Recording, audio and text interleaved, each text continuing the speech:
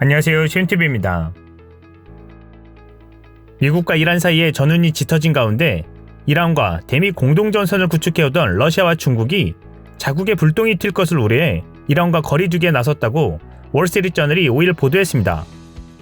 앞서 중국, 러시아, 이란 등 반미 진영 3개국은 지난해 12월 호르무즈 해협 부근에서 미국을 겨냥해 첫 해군 합동훈련을 진행하며 밀착한 바 있습니다. 당시 이란 해군의 호세인 한자디 소장은 중국과 러시아 구축함과 공동으로 아라비아해를 순찰하고 있다며 오늘날 미국의 자유행동의 시대는 끝났으며 그들은 이 지역을 떠나야 한다라고 주장했습니다. 그러나 도널드 트럼프 미국 대통령이 중동에 미국 병력 수천 명을 추가 파병하는 등 강대강으로 맞서자 양국의 갈등에 휘말릴 것을 우려한 중국과 러시아가 슬며시 뒷걸음질을 치는 모양새입니다.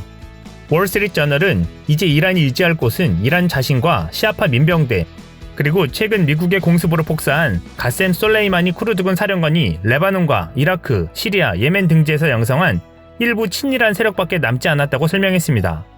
러시아와 중국은 미국에 대한 비난의 목소리를 내면서도 한 발짝 떨어져 이해 득실을 따져보고 있는 상황입니다.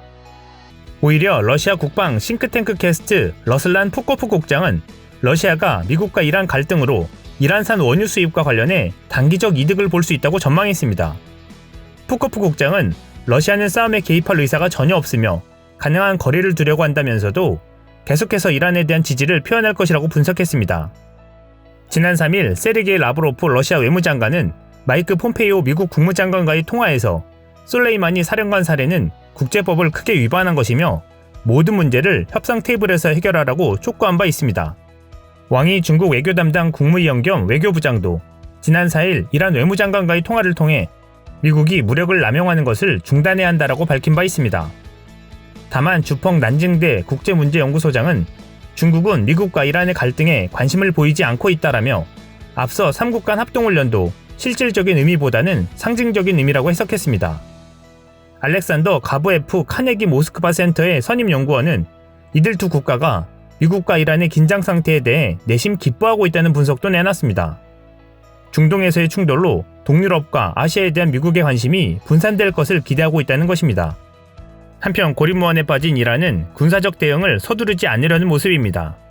아볼파지 셰카르치 이란군 대변인은 지난 6일 미국에 대한 보복은 가혹하지만 성급하지 않을 것이라며 미국과의 전면전으로 치닫는 상황은 자제하겠다는 입장을 시사했습니다.